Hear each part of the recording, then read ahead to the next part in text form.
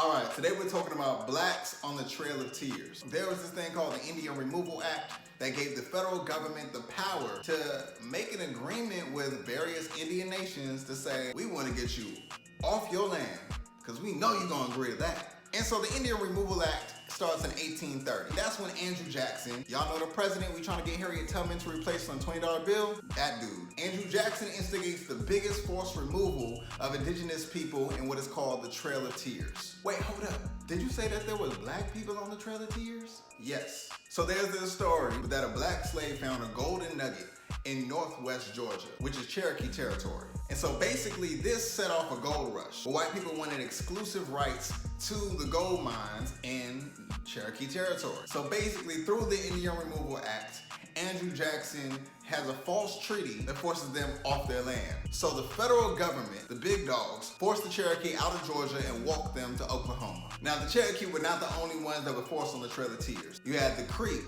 the Choctaw, the Chickasaw, the Seminoles, and all of their black slaves were marched to Oklahoma. And so thousands of indigenous people died on the Trail of Tears. However, 175 black people did as well.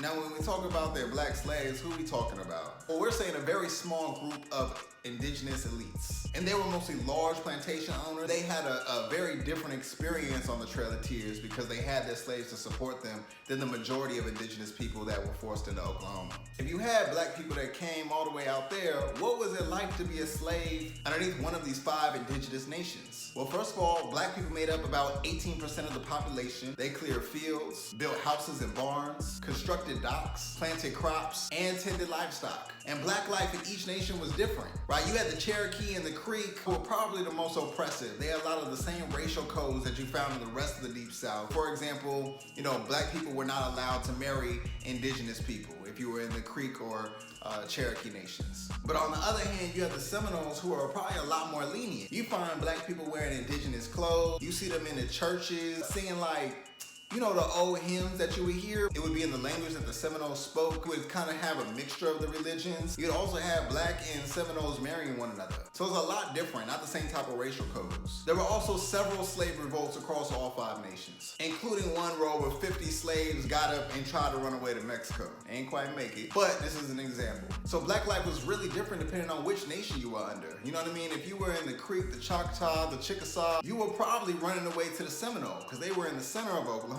And you had heard Seminoles were a little bit more lenient. So a lot of times people just ran away to the Seminole Nation. Other times they ran away all the way to Mexico. There were various lifestyles that black people lived underneath the 5 nations. But there's always been a relationship between black and indigenous history.